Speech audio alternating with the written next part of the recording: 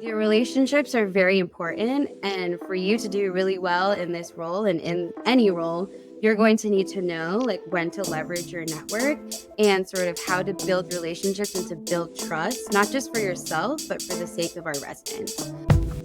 Hi, everyone. It's Dean. And it's B. We're here to help you build your commercial real estate network so you can get your foot in the door and design the career of your dreams. We interview leaders in commercial real estate and hear their stories of failure, triumph, basic survival, and hard-won wisdom. It's like having coffee with the real estate pro. You're listening to How I Got My Job.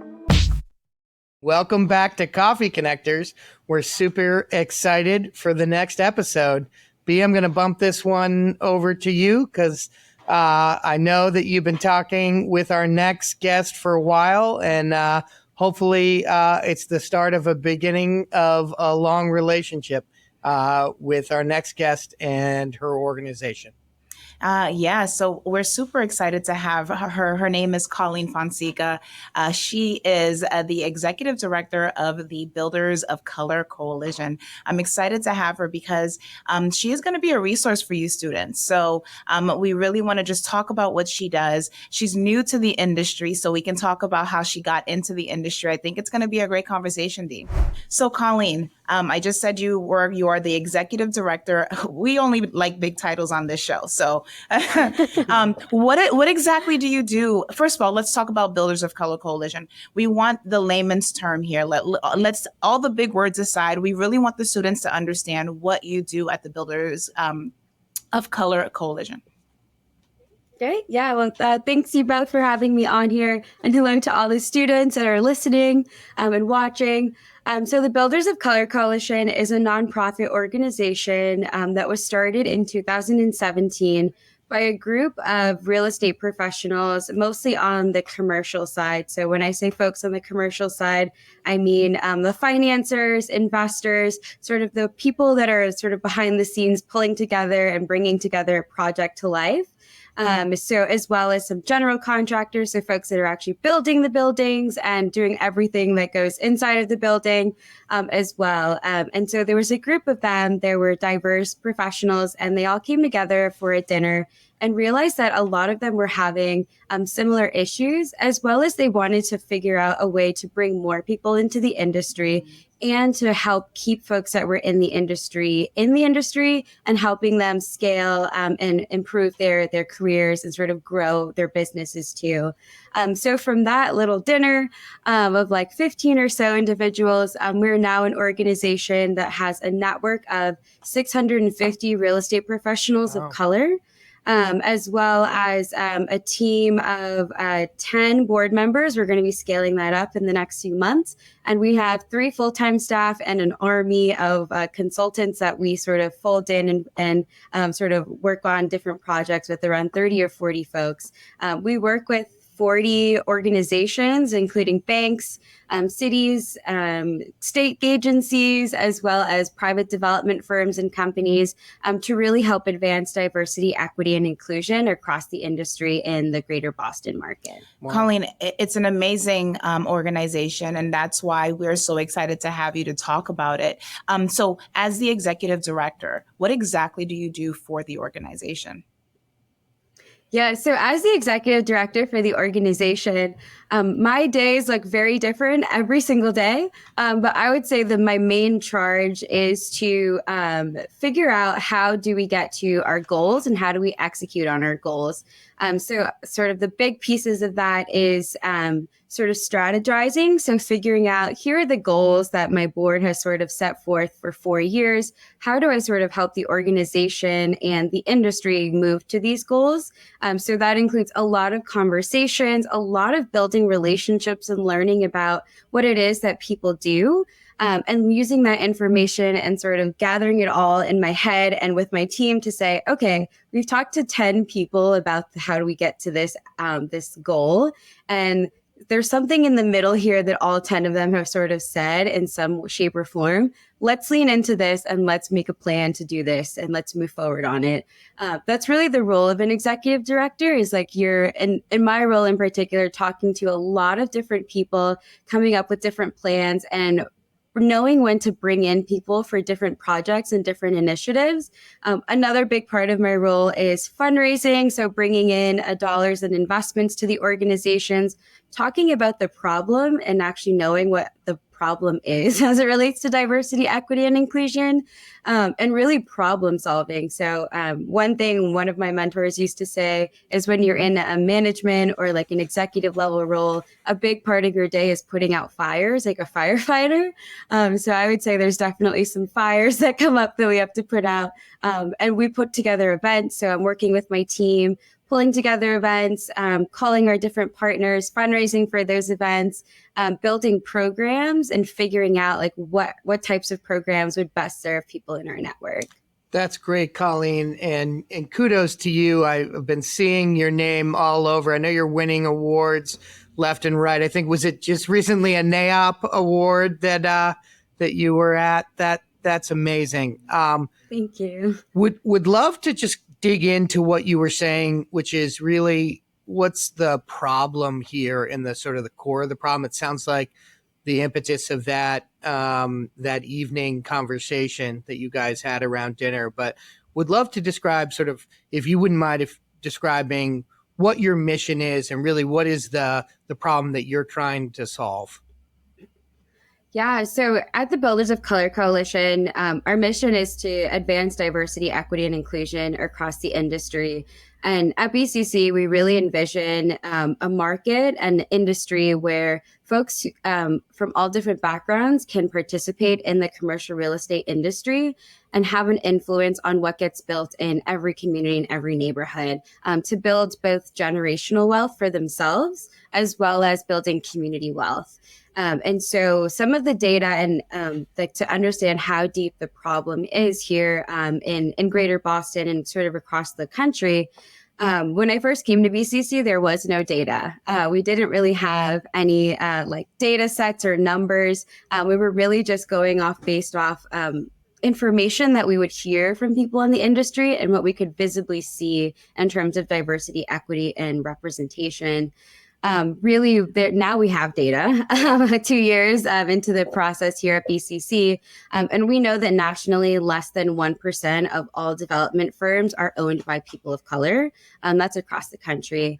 And in the state of Massachusetts alone, that number is very, very, very, very small for the number of real estate development companies that are making over $50 million in annual revenue that are owned by people of color.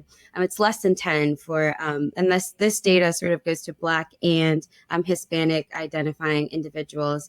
And we know also that across the Northeast region, so not just Boston, but sort of the whole like Northeast, less than, I think it's 1% again of all the assets across the entire region are owned by people of color.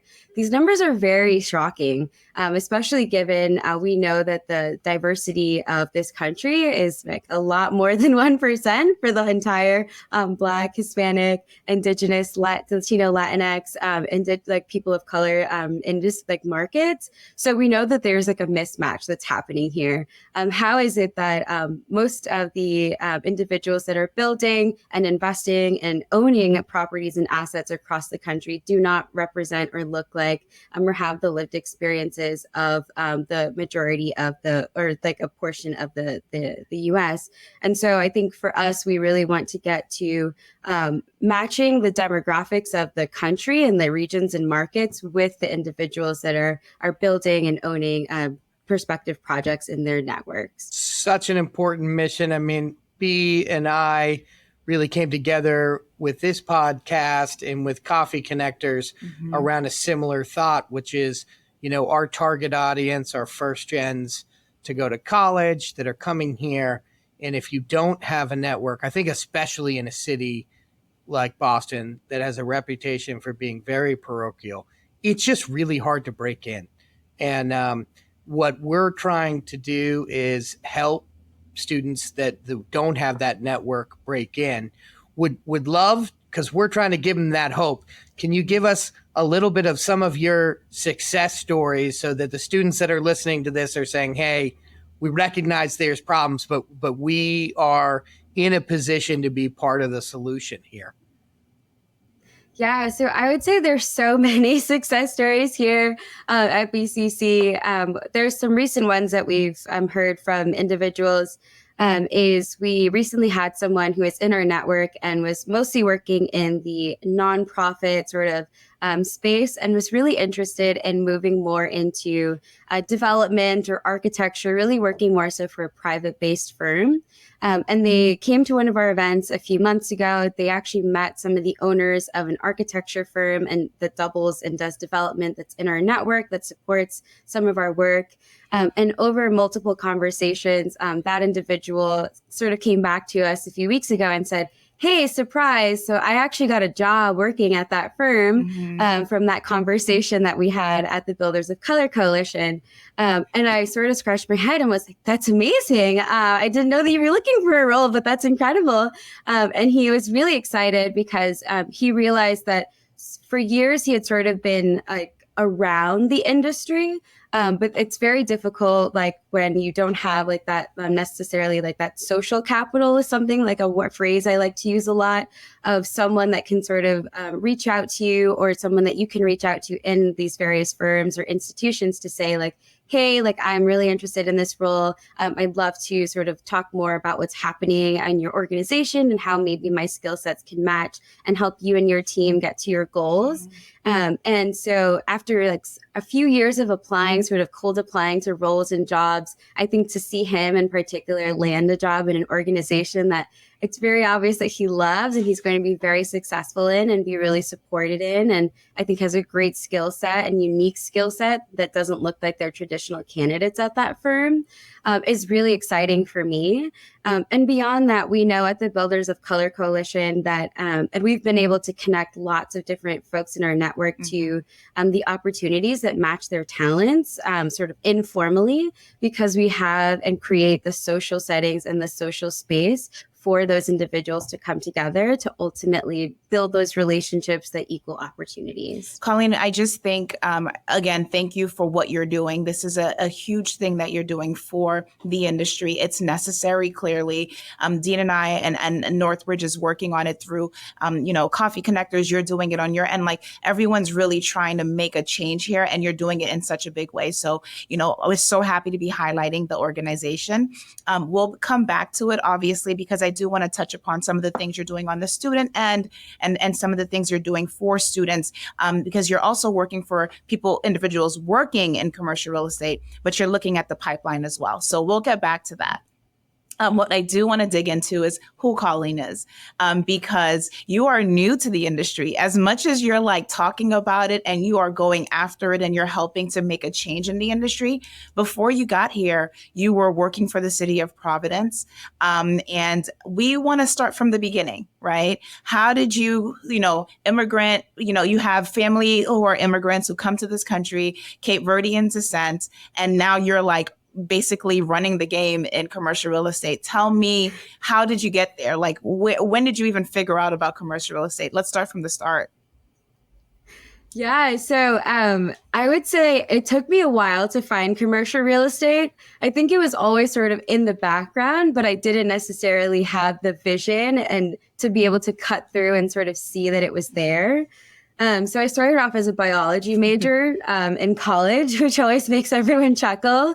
And very quickly, my first semester, as I went to St. John's University in Queens, New York, I realized I went on a service trip and I realized, okay, maybe biology is not the right thing for me.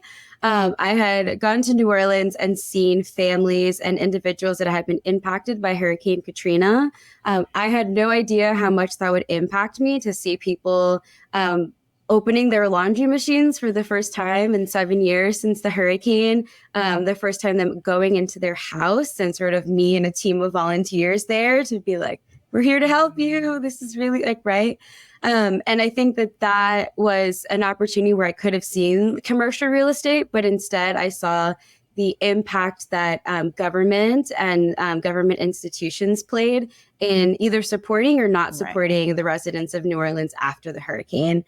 And like how that many years after the hurricane impacted this community in the lower Ninth Ward and visibly was still very impacted by this hurricane that had happened so long ago.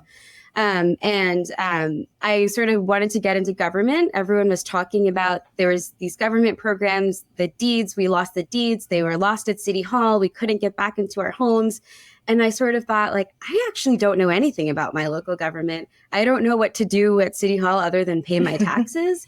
So I'd love to understand what's going on over there because they seem to have a lot of influence on my life. And if a tragedy like this happens in my community in in Providence, Rhode Island, we have lots of floods and we have lots of storms. I don't even know who to call. I don't know who my city councilor is. And so I changed my major to government and politics and really was very much in the dark, navigating through a labyrinth of government and institutions, local, city, and federal government. And when I got to the city of Providence, I was still working in government. I had a chance to work on a youth jobs program where we were showing students in the middle of the day, they were going to a job site and they were building a home. And I was like, this is so interesting. Like, I learned so much about development. I had no idea all that it takes to build a house. Right. We were working with a general contractor, a developer. There were zoning issues. We had to work with the redevelopment authority. There were union things that we had to figure out. There were so many different things that were sort of folding into it. And I scratched my head and realized, I don't know anything about what's happening here. There's so much that goes into putting a building together. Just this one single family home on the south side of Providence. There's so many people that are involved and I'm only skimming the surface. I want to learn more about that. I really want to understand it. And I think that's really what led me to the Builders of Color Coalition is that curiosity of there's something happening that I just am very not aware of what is happening. There seem to be a lot of people moving through this. And how do I sort of understand what's happening over there? And so with that being said, you ended up in commercial real estate because of, again, what the impacts that are happening in our lives, right? And you're continuing to impact the lives of people through your work. You started in government and now you're doing it on the commercial real estate side.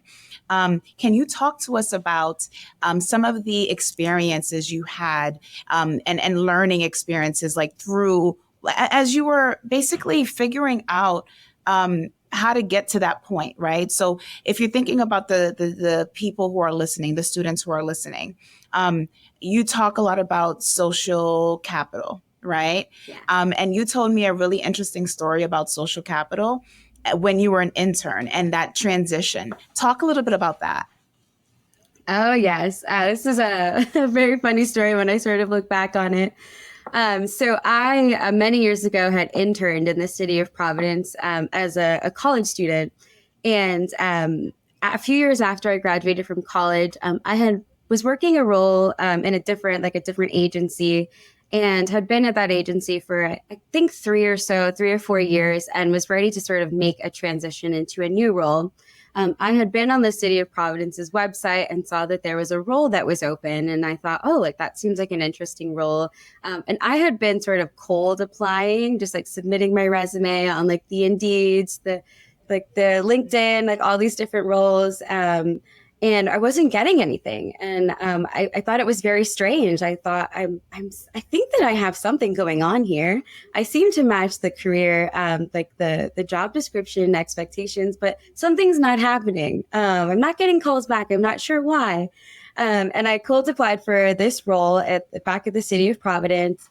And I sort of submitted it into a dark box and didn't really know what happened.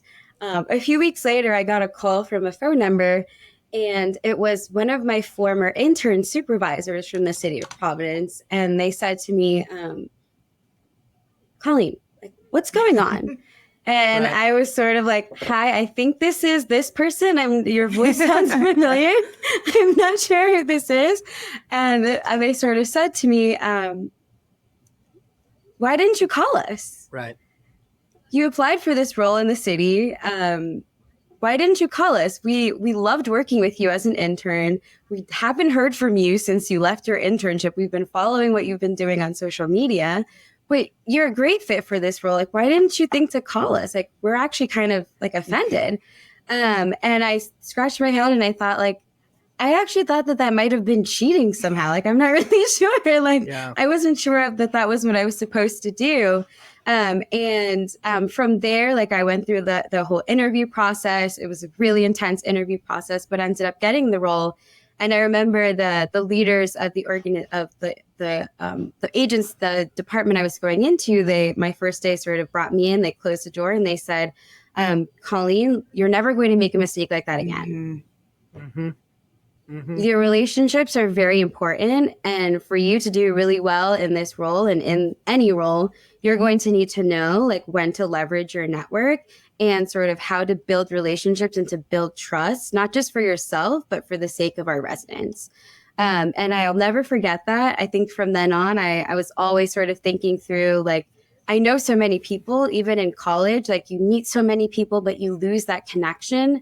And that's so critically important because you never know, like these industries are so small, they seem so big, but you never know who you're going to bump into and the relationships that will sort of support you in getting to your goals. I think that's so well said, Colleen. I mean, that is definitely, the snippet that we're going to play over and over again. You're a great storyteller, and that's a powerful story. I think our whole focus here, and when we're working with students, is to leverage that power of a network. And one of the things that we've seen is when you come in and you don't have a network, but you make a few connections, I think a lot of people are shy to use them, right? Mm-hmm. I mean, just as you said.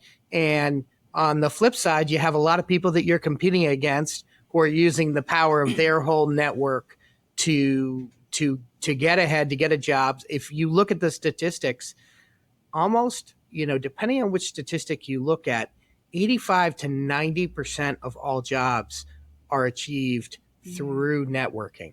So when you think about that flying blind, that you are at such a disadvantage to those around you. And I think what we're trying to do here, and Colleen, I know you've agreed to be part of this network, is to have students feel like, look, we got a group that's got your back. We can set you up anywhere in this city or any other city, and that shouldn't be an issue for you. We're going to help you do that.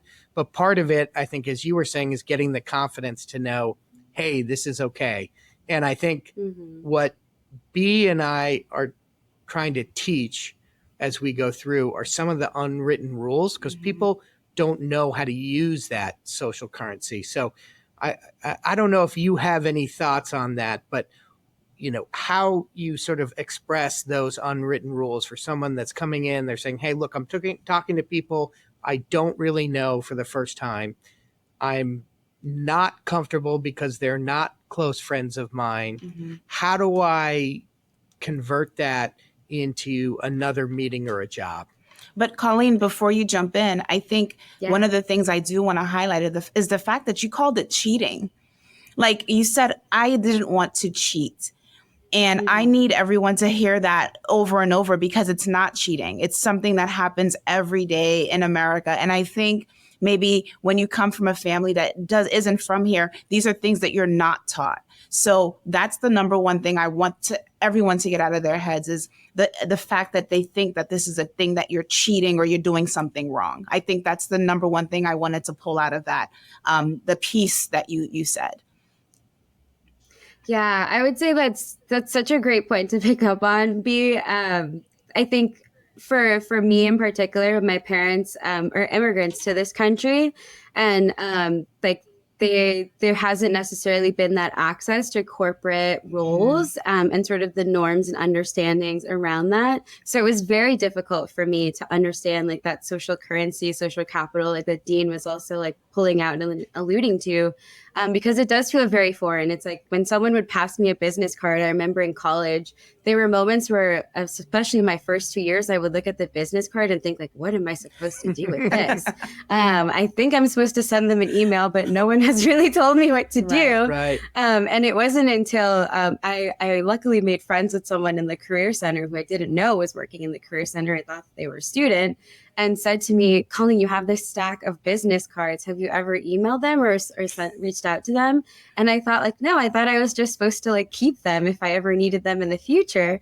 And he laughed and he said, no, like you're supposed to send an email to them like the day you get their business card, just like, hi, so nice to meet you. Would love to connect and learn more about like what you do, like kind of touching on the conversation that you had. And I thought to myself, like, why would I do that? Like that seems so, I don't have a job. Right. I'm not in the workforce yet. And that was some really great advice that I got from that individual. And he's still a really good person that I keep in touch with and is still at St. John's University, helping lots of students understand that, especially first generation students. And really just like reaching out to those folks. It's okay if like you feel a little goofy and awkward. It's better to feel awkward and feel like that pain and awkwardness then than to feel it later on in life when you really have your back up against the wall. So it's best to reach out when there are no stakes. And as you're building that relationship, like there was a colleague of mine that I had met, was very, very intensely into politics and said, I have a spreadsheet, and this is like sort of next level, like social networking. She said to me, I have a spreadsheet, and of all key people that I have like met and gotten their business cards, I have this app on my phone. It scans their business card and it kind of goes into this app, and I have it in a spreadsheet. I make sure I check in with those people 4 times a year. I either send them like an article, I'll just check in, be like, hey, how's your dog doing? Like I saw like your dog is doing something, like how are your kids doing? How's your dad doing? Like, right, sort of those informal types of things. And she would keep it in a spreadsheet and say like, okay, I checked in with this person at the State House in April. I have to check in again with them in the summertime. So she would do it once like every quarter. And I remember thinking like that was really intense.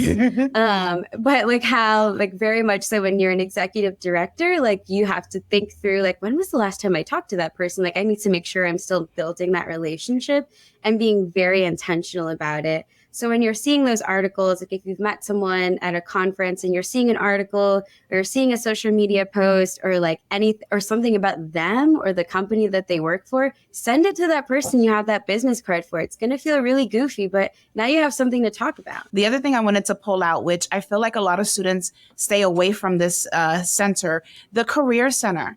That is such a huge resource. I will be honest, I stayed far away from it as well. Like I didn't even go through my Career Center, but I will tell you, Dean and I are going to the Career Centers and meeting the folks there.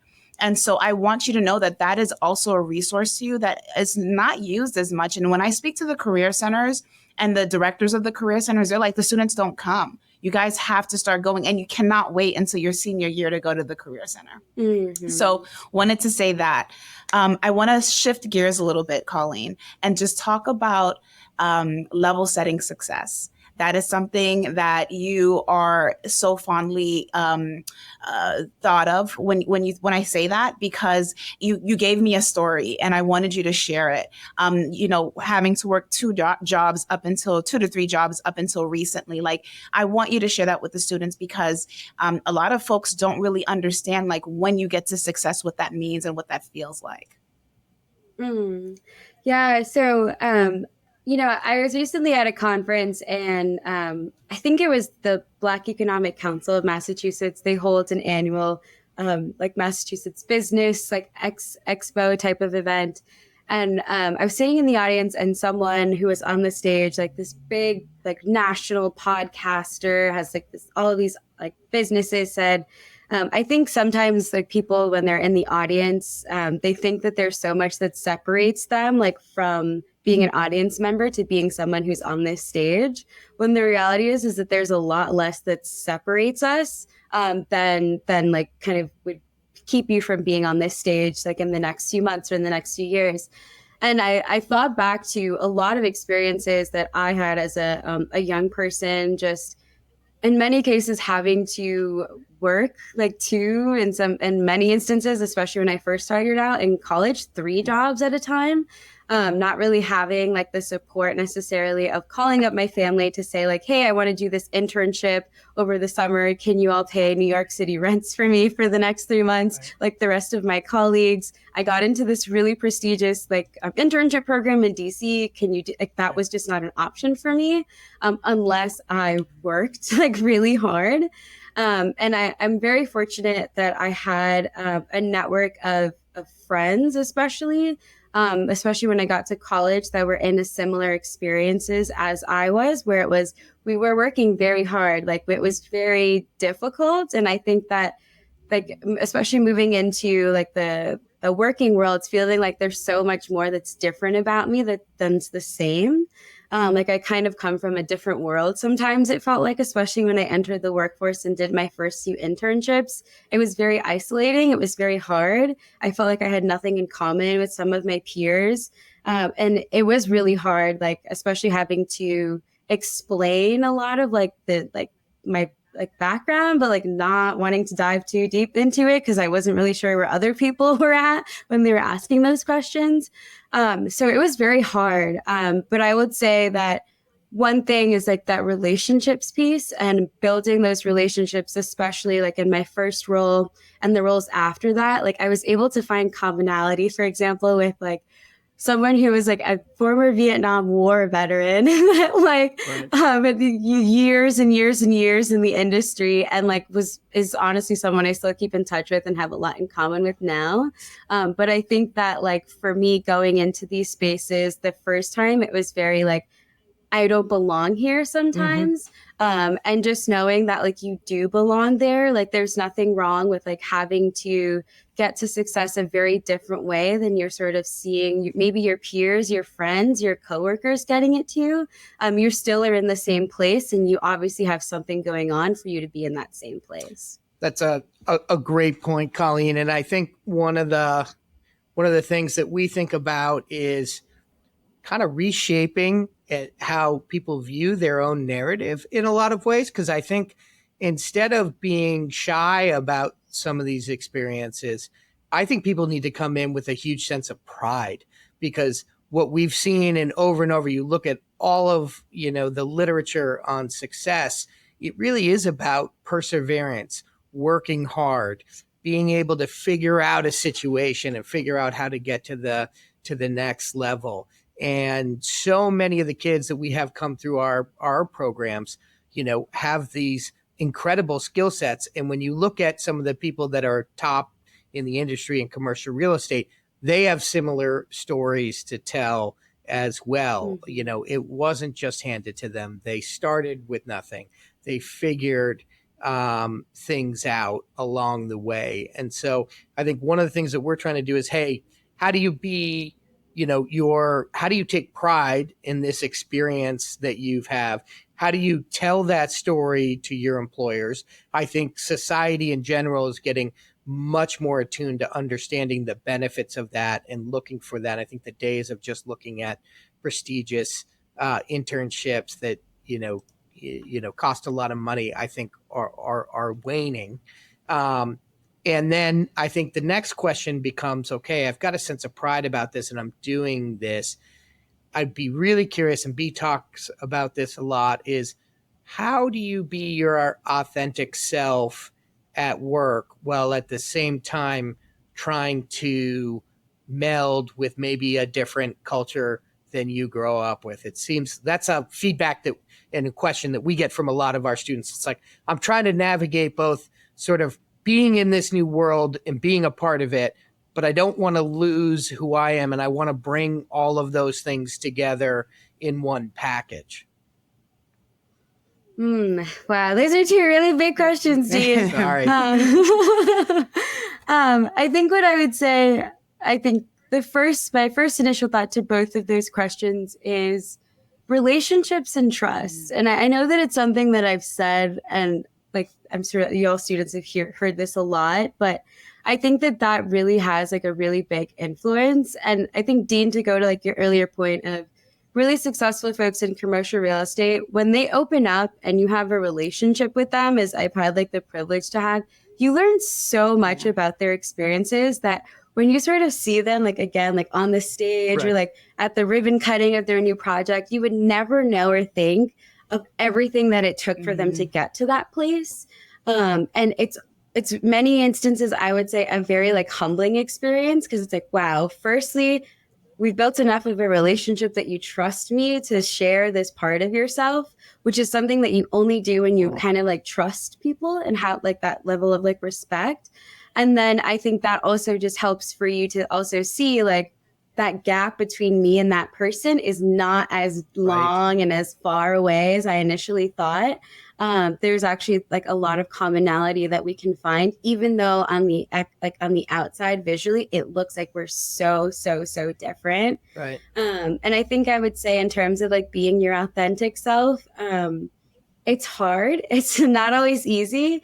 And I think just like taking and carving out that time to reflect on like how today sort of felt, and like how you felt like your authentic self today, and those moments that you didn't feel your authentic self.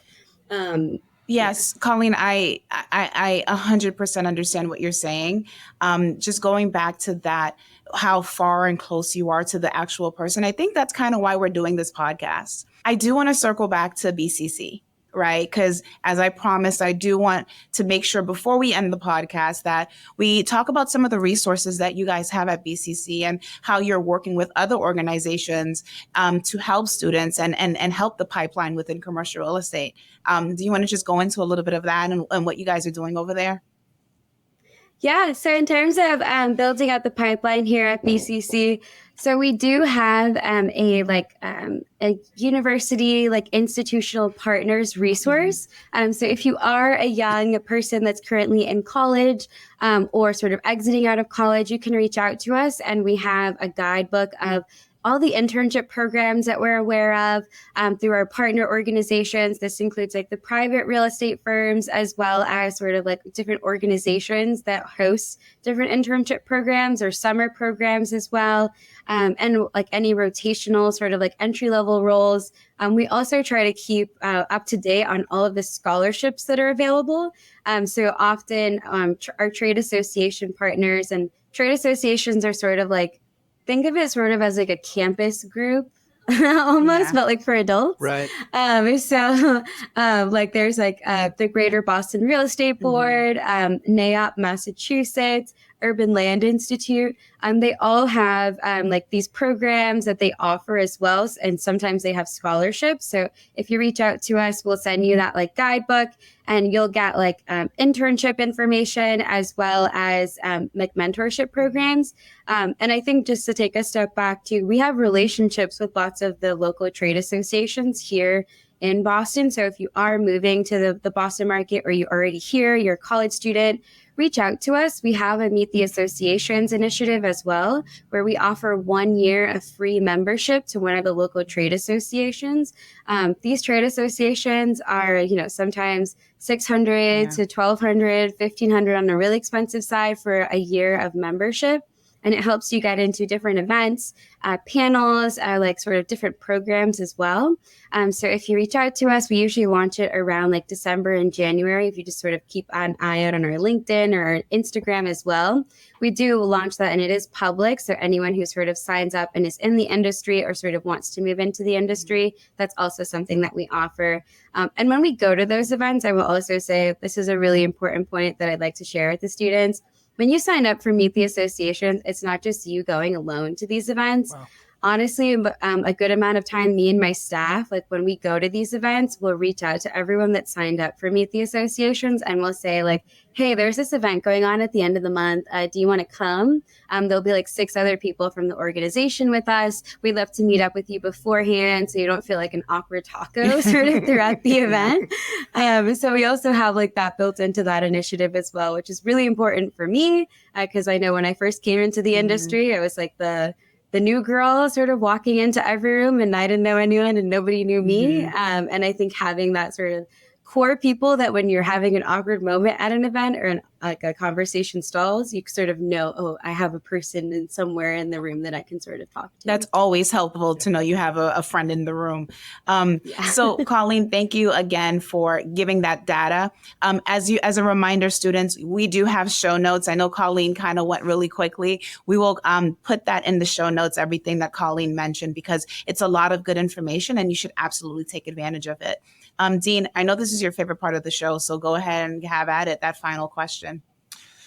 I know I had like 15 questions before that. I get so excited during these things and I'm like, oh, we don't need this to end, but we will definitely be talking more with you, Colleen. But I think the question that we ask, and I'm just going to say two nice things and then ask the question. I think one of the things that I've loved that you've done on this show is really show that commercial real estate, there's a lot of different ways to give back within it. And there's a whole public policy element to it because this, commercial real estate really shapes our world and how people live. And you're very in tune to that. I think the second piece is just taking initiative and just seeing the trajectory of your life and being able to sort of jump into a problem that existed in our industry and then garner resources and start to make a concrete plan and make a difference. That's really cool. And we have a lot of respect for that. So I guess you've done a lot of things right in your life. You've done a lot of things really well. We call it sometimes the hot tub time machine question because after the movie, but if you went back in time and you were sitting with your college age self and you could give yourself just one gem of advice, not the whole pantheon, just one gem, what would you tell your college self? I would tell her that there's nothing wrong with taking a leap of faith and don't be afraid to try something that you have no idea what the outcome will be. I think that's great. Another gem dropped. That's how I'll end that. Thank you so much, Colleen, for joining us today. We've learned a lot. The students have learned a lot, and you are a resource. Colleen is a connector. You can get connected to Colleen. As I like to say at the end of these things, Colleen is not someone that you listen to on the podcast and you never hear from again. Colleen is actually someone who is connected, probably the most connected person I know, just because of the position that she sits in. So you do want to get to know Colleen. And you reach out to us and we can get you connected. Reach out to Colleen. Her emails are always open. LinkedIn, you can see her out. Tell her you know her from the How I Got the podcast, and she will know who you are. And she's very friendly, as you can tell. So Colleen, again, thank you for joining us. We're so happy to have heard your story and to now connect our students with you. Awesome. Thank you both so much. It was so great to be on with you all and love the conversation. Yeah. And thanks to all the students. Thank you. Thank you. Thank you for listening to How I Got My Job, a podcast from Coffee Connectors. Coffee Connectors helps connect first-gen college students with a whole new level of opportunity in commercial real estate. To learn more, visit coffeeconnectors.com. We would love to connect with you.